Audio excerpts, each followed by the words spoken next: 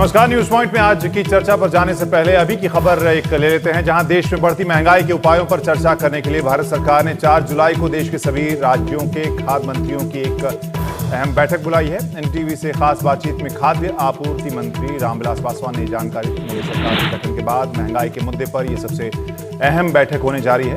भारत सरकार पहले ही सभी राज्यों को कालाबाजारी और जमाखोरी के खिलाफ सख्त कार्रवाई का निर्देश दे चुकी है और बाजार में सस्ता प्याज और दूसरी चीजें पहुंचाने के लिए कई बड़े फैसलों का ऐलान कर चुकी है।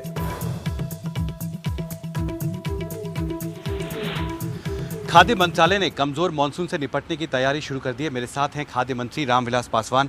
पासवान जी, ये कहा जा रहा है कि फूड कॉर्पोरेशन ऑफ इंडिया के जो गोडाउन्स हैं उसमें आपके पास सफिशिएंट स्टॉक्स हैं और पीडीएस सिस्टम के लिए अनाज की कोई कमी नहीं है, लेकिन जो पीडीएस व्यवस्था है उसमें बहुत खामियां हैं और अक्सर गरीबों तक अनाज नहीं पहुंचता है। नहीं, उसके लिए हम राज्य के खाद्य मंत्री की बैठक जो है बुला रहे हैं और 4 तारीख को दिल्ली में फाइनेंस मिनिस्टर भी रहेंगे और अलग अलग राज्यों में जाकर के जो पीडीएस सिस्टम है कैसे उसको दुरुस्त किया जाए उसको भी देख रहे हैं। अभी परसों हम थे राजस्थान में, जयपुर में थे और 30 तारीख को मध्य प्रदेश जा रहे हैं और डिस्ट्रीब्यूशन सिस्टम जो सबसे अच्छा है वो है छत्तीसगढ़ में है, वहाँ 1 तारीख को हम जा रहे हैं।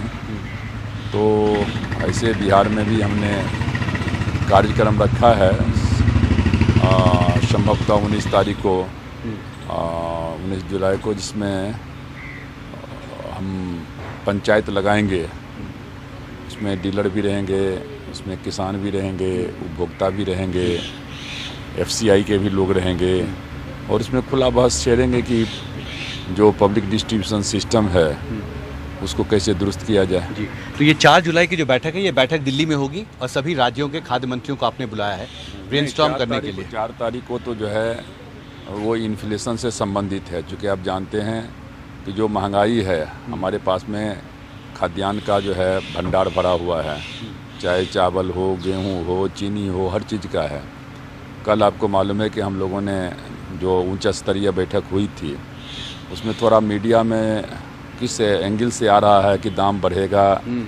देखिए, हम लोगों का जो मेन पर्पस है वो है किसान के हित की रक्षा करना। जो गन्ना के किसान हैं उनका 11,000 करोड़ बकाया है, 11,500 करोड़ मिल मालिक के ऊपर में है। मिल मालिक कहता है कि हम जो है इस पोजीशन में नहीं है कि पैसा हम दे सकें। नतीजा है कि किसान जो है वो हाहाकार मचा हुआ है। उस परिस्थिति को लेकर के हम लोगों ने 3-4 फार्मूला निकाला। और अब अपने सहयोगी हिमांशु शेखर के पास चलते हैं। हिमांशु, यहाँ न सिर्फ बाकी जो व्यवस्था है पीडीएस से जुड़ी हुई और बाकी सारी चीज़ों के ऊपर चर्चा होगी, लेकिन मानसून भी एक बड़ी वजह है इस बड़ी मीटिंग के पीछे। निश्चित तौर पर सबसे बड़ी वजह, सबसे महत्वपूर्ण वजह, क्योंकि जैसे जैसे दिन बीत रहा है ये तस्वीर साफ होती जा रही है कि जो ऐलान किया गया था साइंस एंड टेक्नोलॉजी मिनिस्ट्री की तरफ से कि इस बार औसत से कम बारिश होगी साउथ वेस्ट मानसून सीजन के दौरान, वो सच साबित हो रहा है। और आज ही मेट डिपार्टमेंट के जो डायरेक्टर हैं बीपी यादव, उन्होंने मुझे बताया है कि अब तक औसतन जितनी बारिश होती थी पूरे देश में उससे 35% कम बारिश हुई है। और कर्नाटक, आंध्र प्रदेश और महाराष्ट्र, ये 3 ऐसे राज्य हैं जहां पर इस बार सबसे कम बारिश हुई है पूरे देश में। और ये सभी ऐसे राज्य हैं जो कृषि प्रधान राज्य हैं, जहां पर कृषि जो है वो बहुत एक इम्पॉर्टेंट इकोनॉमिक एक्टिविटी है वहां पर, और किसानों पर इसका बहुत बुरा असर पड़ने वाला है। और अगर किसान परेशान होगा, उत्पादन कम होगा, तो बाज़ार में जो अनाज पहुंचता है उन राज्यों से जहां कम बारिश होने वाली है वो अनाज कम पहुंचेगा बाज़ार में और कीमतें बढ़ेंगी। इसलिए 3-4 स्तर पर रोड मैप तैयार किया गया है, उसमें भारत सरकार अपनी तरफ से पहल कर रही है। पहला, राज्य मंत्रियों की बैठक बुलाने के पीछे सबसे बड़ा मकसद ये है कि जो जमाखोरी हो रही है देश में, कालाबाजारी हो रही है जो कमज़ोर मानसून के ऐलान के बाद से शुरू हुआ है, उस पर नकेल कसने की प्राथमिक जिम्मेदारी कानून में राज्यों को है। वित्त मंत्रालय की तरफ से, खाद्य मंत्रालय की तरफ से बार बार ये कहा जा रहा है कि कुछ राज्य ऐसे हैं जो उतने सक्रिय नहीं हैं कालाबाजारी रोकने के लिए, इसलिए बहुत ज़रूरी है कि उनकी जवाबदेही तय की जाए। और ये इस बैठक में सभी खाद्य मंत्रियों को ये कहा जाएगा कि ये उनकी प्राथमिक जिम्मेदारी होगी कालाबाजारी को रोकने के लिए।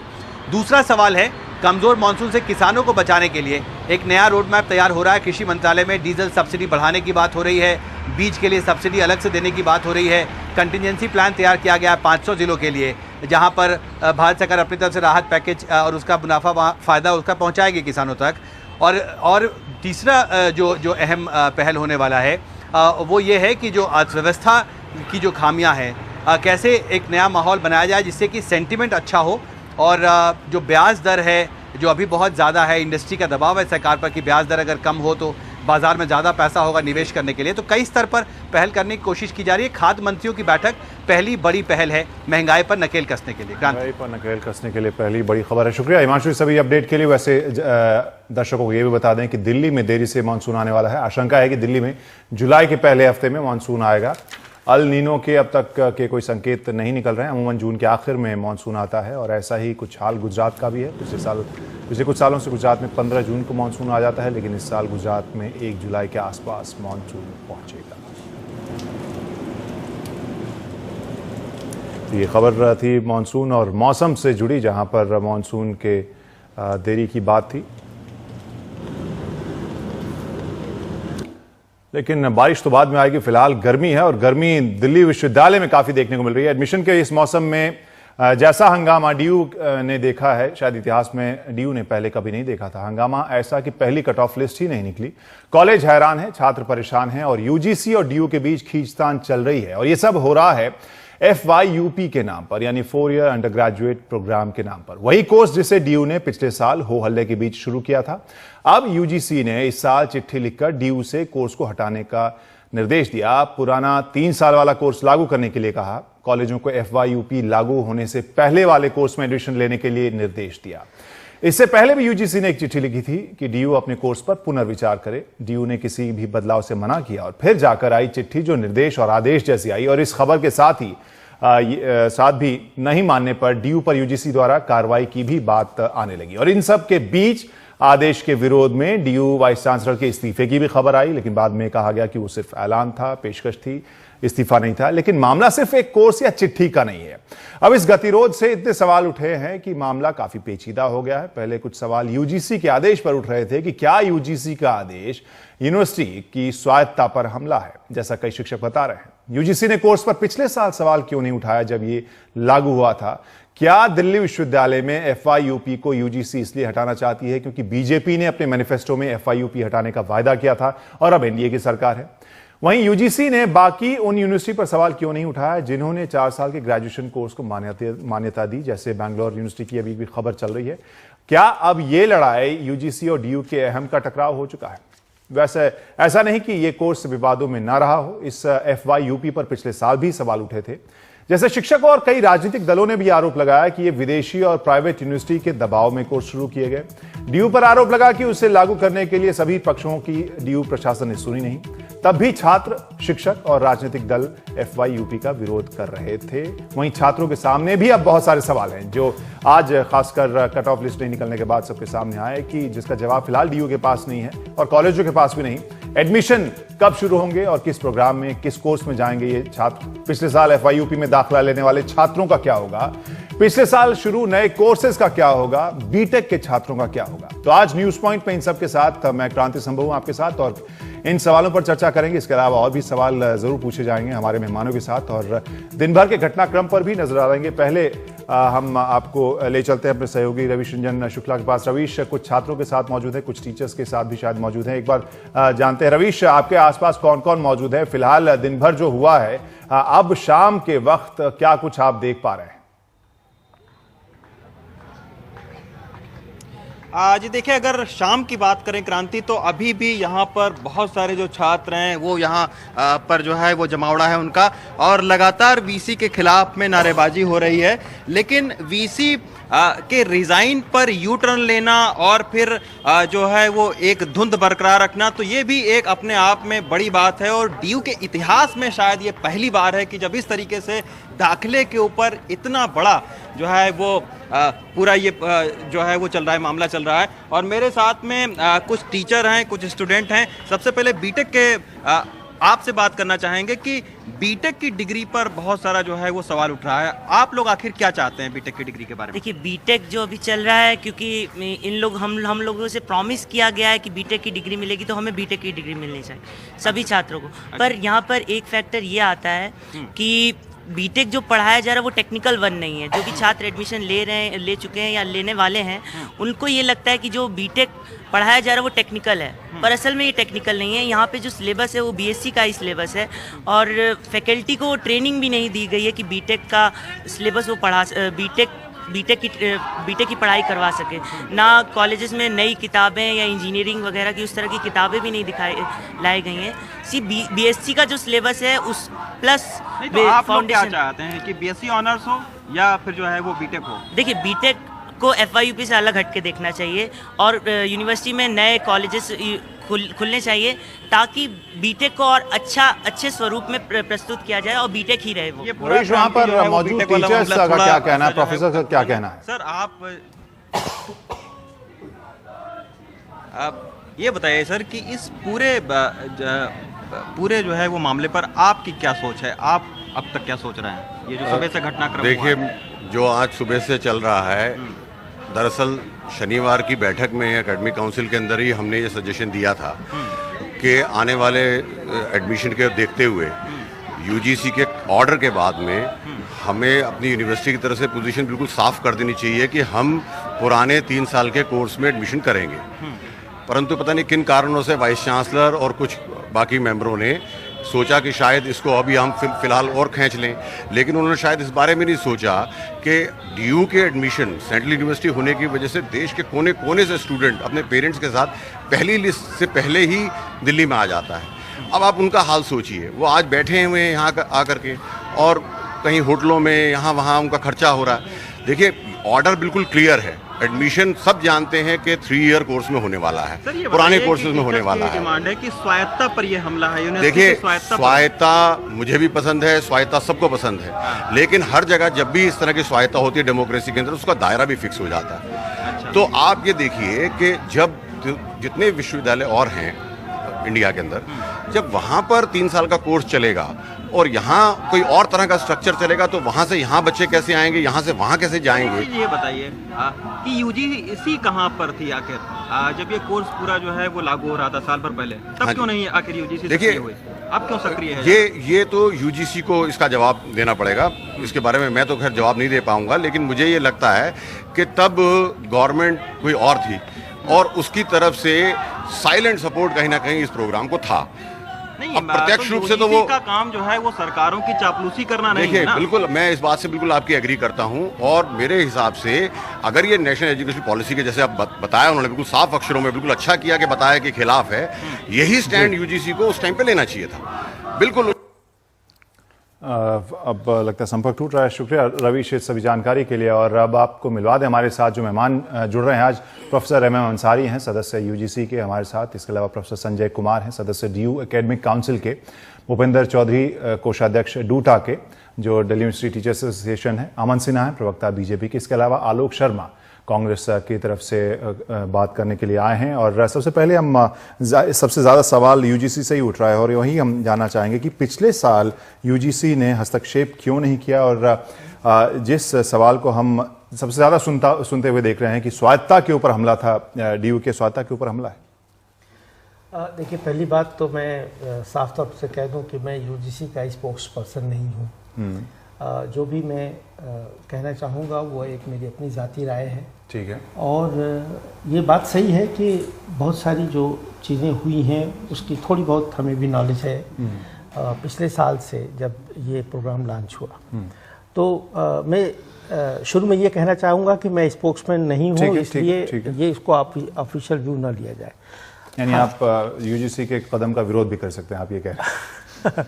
किया है जहाँ ज़रूरत पड़ी। तो असल में मैं आपसे बताना चाहूँगा कि जब ये लॉन्च हुआ तो ये मैटर हमने यूजीसी में रेज किया था, और हमने कहा कि इस प्रोग्राम में कुछ कंसेप्चुअल जो है वो मिसकंसेप्शंस हैं, उसको ख़त्म करना चाहिए। ख़ास करके ये था कि हमारे पास एजुकेशन की जो पॉलिसी है +3 की है फॉर ग्रेजुएशन, और ये +4 पे था।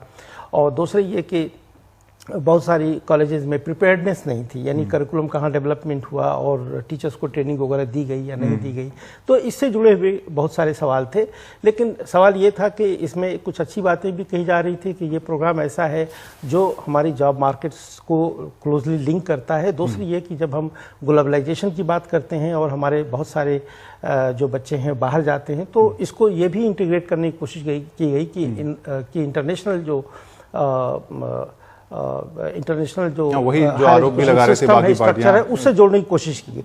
तो ये सही है कि जब ये लॉन्च किया गया उसमें कुछ ना कुछ कमियां रही होंगी और थी, लेकिन चलती रही। लेकिन ये बात सही है कि उस वक्त की जो सरकार थी, हुकूमत थी, वो पूरा सपोर्ट कर रही थी और यूजीसी ने ये बात बिल्कुल साफ तौर पे जाहिर कर दिया कि ये जो प्रोग्राम आप करें, जो यूजीसी के रेगुलेशंस हैं, जो गाइडलाइंस हैं और खास करके जो नॉमेनक्लेचर हैं, जो बीए, बीएससी, बीकॉम वगैरह, वो डिस्टर्ब नहीं। तो आप ये कह रहे हैं कि उस वक्त सरकार का सपोर्ट था, लेकिन इस वक्त सरकार का सपोर्ट नहीं है, इस वजह से कदम बदल गया। इस वक्त हाँ, सपोर्ट यूं भी हुआ कि बहुत सारे कॉलेजेस में ये प्रोग्राम बहुत इफेक्टिवली, जैसा कि आपके कुछ कमेंट्स आए हैं, वो इफेक्टिवली नहीं चल रहा था, इसलिए कि टीचर्स की ट्रेनिंग नहीं है, कुछ कोर्स मटेरियल्स नहीं है, बुक्स नहीं है, और बहुत मुमकिन है कि जैसा मैंने कहा कि प्रिपेयर्डनेस नहीं थी, पूरी तौर पे तैयारी नहीं थी और इसको फौरन इसको लॉन्च कर दिया गया।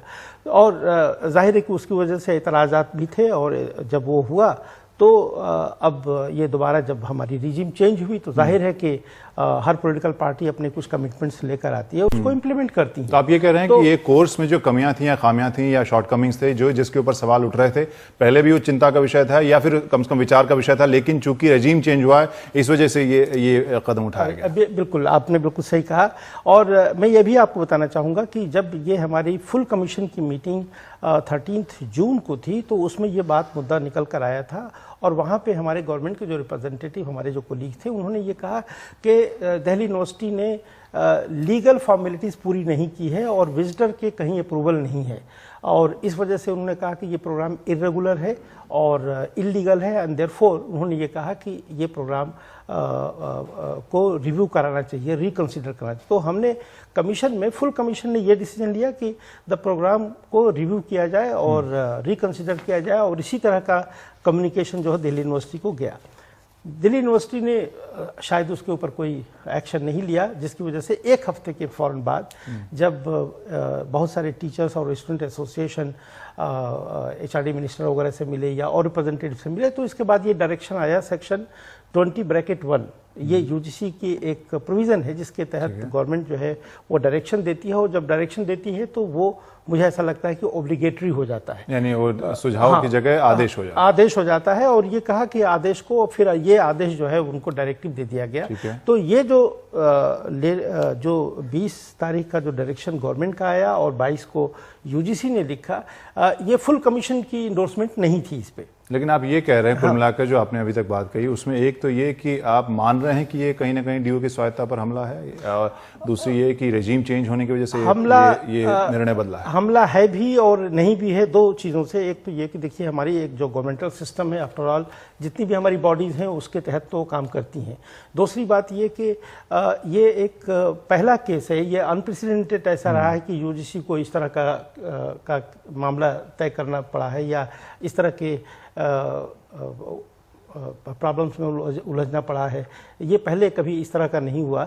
तो यूनिवर्सिटीज़ की एक अपनी बॉडीज़ हैं, एकेडमिक काउंसिल, एग्जीक्यूटिव काउंसिल और कोर्ट्स वगैरह, जो उनकी डिसीजन मेकिंग प्रोसेस में शामिल होते हैं, और उसमें बहुत सीनियर एकेडमिक्स होते हैं और वो लोग फैसला करते हैं। इसलिए ये मुनासिब नहीं समझा जाता कि कोई और बॉडी उनको डायरेक्शन दे कि आपको ये काम करना है, इसलिए कि वो सीनियर एकेडमिक्स है, हेड ऑफ डिपार्टमेंट। ऐसा हुआ है, आप ये कह रहे हैं। अमन सिन्हा जी, आपसे और वही हम दर्शकों को भी बता दें कि चर्चा हालांकि दिल्ली विश्वविद्यालय पर पढ़ाई लिखाई की एडमिशन की थी, लेकिन मामला बहुत हद तक पॉलिटिकल हो गया और सारे जो एंगल निकल कर आ रहे हैं उसमें से एक बहुत बड़ा जो उसमें पक्ष ये भी निकल कर आ रहा है कि चूंकि बीजेपी ने अपने मैनिफेस्टो में कहा था कि FYUP को वो वापस कराएंगे, वहीं स्मृति ईरानी जी ने भी कहा था कि हस्तक्षेप नहीं किया जाएगा इस यूजीसी के साथ। लेकिन जिस तरह से अंसारी साहब कह रहे हैं, रेजीम बदला है और इस वजह से इस तरह का फैसला अब DU के ऊपर आदेश के तौर पर दिया गया है।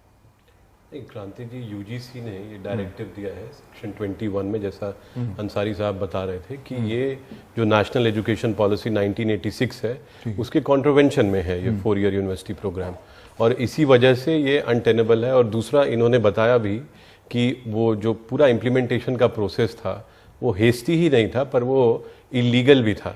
उसमें कहीं विजिटर की अप्रूवल नहीं ली गई, पहले इम्प्लीमेंट कर दिया गया, फिर विजिटर की अप्रूवल के लिए भेजा गया, जो कि स्टैट्यूट उसको वैसे नहीं इनविसेज करता। विजिटर के अप्रूवल के बिना कोई ऑर्डिनेंस इंप्लीमेंट नहीं हो सकता है।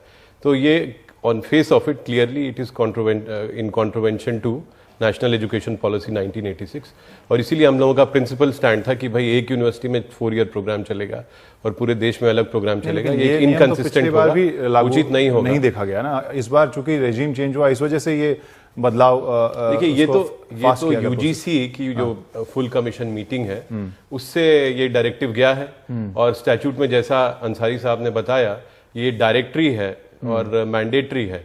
इट इज नॉट सजेस्टिव, कोई सजेशन नहीं है। ये यूजीसी एक्ट में डायरेक्टरी है और इसको डीयू को मानना चाहिए था। और ये जो पूरी कंफ्यूजन जो क्रिएट की गई, मैं एक चीज पर कैटेगोरिकली कहना चाहूंगा कि भारत सरकार ये इंश्योर करेगी कि कोई भी जो स्टूडेंट है, चाहे 3 ईयर प्रोग्राम में हो, 4 ईयर प्रोग्राम में हो, उसमें किसी का भी फेट एडवर्सली नहीं इफेक्ट होगा।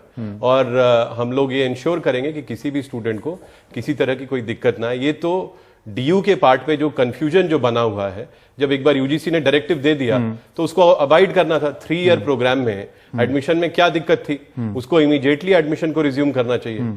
तो मुझे लगता है कि ये सब ये जो है थोड़ी कंफ्यूजन की स्थिति जो डीयू में बनी हुई है, उसको जितनी जल्दी वो दूर हो उतना अच्छा रहेगा। और डीयू के जो लोग हैं उनको इसका संज्ञान लेके और इमीडिएटली एडमिशन रिज्यूम करना चाहिए। चौधरी जी, आपसे हम जानना चाहेंगे, क्या ये स्थिति केवल अभी कंफ्यूजन की है या फिर ये कहीं ज्यादा पॉलिटिकल है, इस वजह से ये मामला इतना ज्यादा पेचीदा हो गया? देखिए, मैं समझता हूं कि ये कन्फ्यूजन की स्थिति जो है वो जानबूझ करके बनाई गई है। कानूनी रूप से अगर हम देखें तो यूजीसी का दायरा और यूनिवर्सिटी का दायरा कानून में पूरी तरह से डिफाइंड है, और यूजीसी एक रेगुलेटरी बॉडी है और जिसके रेगुलेशन, जिसके नोटिफिकेशंस वो मैंडेटरी हैं, बाइंडिंग है यूनिवर्सिटी के ऊपर, उसे लागू करना पड़ेगा। ये जो पूरी स्वायत्ता का, ऑटोनॉमी का जो सवाल जो इस समय जो खड़ा किया जा रहा है, उसको प्रॉपर्ली समझना भी होगा। ये देखना होगा कि किसी भी यूनिवर्सिटी की ऑटोनॉमी एब्सोल्यूट ऑटोनॉमी नहीं हो सकती है। कोई यूनिवर्सिटी अपने आप में स्टेट और वाइस चांसलर, सॉवरेन रूलर नहीं हो सकता है। उसे कुछ कानून के दायरे में काम करना पड़ता है। दिल्ली यूनिवर्सिटी अपने वर्कलोड के नॉर्म्स तय नहीं कर सकती है। दिल्ली के वाइस चांसलर एक भी असिस्टेंट प्रोफेसर अपॉइंट नहीं कर सकते हैं बिना पोस्ट को सैंक्शन कराए यूजीसी से। ठीक है। वहाँ की सैलरी स्ट्रक्चर, वहाँ का बाकी सारी चीजें हैं वो यूजीसी से तय होती हैं। ये ऑटोनॉमी बहुत लिमिटेड ऑटोनॉमी है, जिसको समझना चाहिए। अब इस पूरे मसले में जब एक बार आपका डायरेक्टिव आ गया, और सुप्रीम कोर्ट कई अपने फैसलों में तय कर चुके हैं कि यूजीसी का जो डिसीजन है वो बाइंडिंग होंगे, उसके बावजूद जब डायरेक्टिव आ गया, और तो यूजीसी, आप मानेंगे कि वाइस चांसलर पिछले 10 दिनों से, 13 जून को मीटिंग हुई, आज आप देख लीजिए कि 24 तारीख हो चुकी है, पिछले 10-11 दिनों में वाइस चांसलर ने जबान नहीं खोली है। अंडरग्राउंड है, वो लीडर हैं इस यूनिवर्सिटी के। इस कंफ्यूजन की स्थिति में उनका क्या स्टैंड है? जो हजारों बच्चे और उनके पेरेंट्स बाहर से आए हुए हैं, वो क्या करें आज के टाइम में? कल प्रिंसिपल्स की एक डेलीगेशन मिला डायरेक्टिव्स के लिए सुबह प्रिंसिपल वाइस चांसलर को, और एक प्रिंसिपल ने हमें खुद बताया कि वाइस चांसलर ने कुछ नहीं कहा। उन्होंने कहा कि आपको जो करना है वो करिए। मजबूरन प्रिंसिपल्स को रात शाम को 4 बजे अपनी एक एसोसिएशन की मीटिंग बुलानी पड़ी और ये तय करना पड़ा कि हम लोग एडमिशन फिलहाल नहीं ऐसा कंफ्यूजन क्यों है प्रोफेसर संजय कुमार? आप अगर हम यहाँ पर देखें, जिस तरह से बात कही है, क्योंकि मामला इतने अलग अलग चिट्ठियाँ, अलग अलग निर्देश आ गए और उसके बाद वाइस चांसलर की प्रतिक्रिया के बाद में प्रिंसिपल ये कह रहे हैं, ऐसा क्यों? हाँ सर, मैं इसमें आपका, क्योंकि तीनों ने अपने विचार रखे हैं, मैं तीनों पे, जैसे सर ने जो स्टार्टिंग कहा कि ऑटोनॉमी में हमला है भी और नहीं भी है, ये ऑटोनॉमी में हमला ही है और वाकई में हमला है। आज तक दिल्ली यूनिवर्सिटी की क्या, किसी सेंट्रल यूनिवर्सिटी की ऑटोनॉमी में इस तरह से हमला यूजीसी ने नहीं किया। दिल्ली यूनिवर्सिटी की ऑटोनॉमी क्या है, जो मेरे दोस्त भी कह रहे हैं कि उसको डिफाइन करने की जरूरत है। डिफाइन करने की जरूरत नहीं है, उसकी डिफाइन करने की हमारी रेड बुक है, जो एक्ट ऑफ पार्लियामेंट से बनी है। उसमें क्लियर कट बताया कि क्या हमारी ऑटोनॉमी है। हमारी ऑटोनॉमी ये नहीं है कि हम 65 पे टीचर रिटायर होते उसके बाद ले जाए, नहीं है। हमें मालूम है हमारी ऑटोनॉमी एकेडमिक मैटर पे है। ठीक है, हम कोर्स कंटेंट बनाएंगे, सिलेबस बनाएंगे। अब जो कोर्स का स्ट्रक्चर है, जो मेरे फ्रेंड ने कहा कि वो नेशनल पॉलिसी से मैच नहीं करता, हेस्ट में पास किया, इलीगल है, वो न इलीगल है न हेस्ट में पास किया है। और जहां तक नेशनल पॉलिसी की बात है, लास्ट ईयर एक यूजीसी का लेटर है, ये 1 मई 2013 का, जिसको हमने हर चैनल पे दिखाया, पढ़ के भी बताया। इसमें यूजीसी लिख रही है, duration of programme may be vary from university to university and even within the university. It may vary from discipline to discipline as recommended by the Education Commission. UGC खुद मान रही है कि ड्यूरेशन इंडिया में देखिए 4 year से Delhi university में नहीं चला, और ये भी भ्रम है कि ये 4 ईयर प्रोग्राम है। ये मल्टीपल डिग्री एग्जिट पॉइंट है। 2 ईयर पे भी ऑप्शन मिल रहा है, स्टूडेंट को 3 ईयर की डिग्री भी मिल रही है इसमें, जो नेशनल पॉलिसी मैच करती है। और जो स्टूडेंट ऑनर्स की डिग्री लेना चाहता है, ज्यादा रिसर्च करना चाहता है, वो 4 ईयर में जाएगा। लेकिन इतना विरोध जब पिछली बार भी हुआ था तो फिर क्यों नहीं DU ने? इसमें 1 मिनट में सब कुछ क्लियर करने की कोशिश करूंगा मेरी तरफ से। हम ब्रेक पर और जहां तक ये बात कहना कि आज विजिटर का अप्रूवल नहीं है, विजिटर का अप्रूवल है, उसके भी लेटर हमने कल रवीश जी के चैनल पे दिखाए थे कि HR जो प्रोसेस है रेड बुक में कि विजिटर का अप्रूवल कैसे मिलता है। विजिटर का अप्रूवल है AC EC यूनिवर्सिटी कोर्ट के बाद HRD को जाता है, HRD के थ्रू विजिटर ऑफिस में जाता है। उसमें यह कि जब भी कोई लेटर HRD में जाएगा उसके विदिन 1 मंथ यदि विजिटर ने कोई ऑब्जेक्शन नहीं दिया, वो ऑटोमेटिकली पास होता है। सारे ऑर्डिनेंस दिल्ली यूनिवर्सिटी के पिछले 20 सालों से ऐसे ही पास हुए हैं। विजिटर की तरफ से ऑफिस से कोई भी ऐसी लिस्ट जारी नहीं होती क्योंकि ये ऑर्डिनेंस पास हुआ है, ये ऑर्डिनेंस नहीं पास हुआ है। सभी की बातें या सभी के तथ्य अलग अलग हैं। ये मुद्दा ऐसा है कि जो कोर्स लागू किया गया था वो कितना वैध था, कितना वैलिड था। एक छोटे से ब्रेक के बाद इसी सवाल के साथ हम वापस आते हैं। न्यूज पॉइंट देखते रहिए।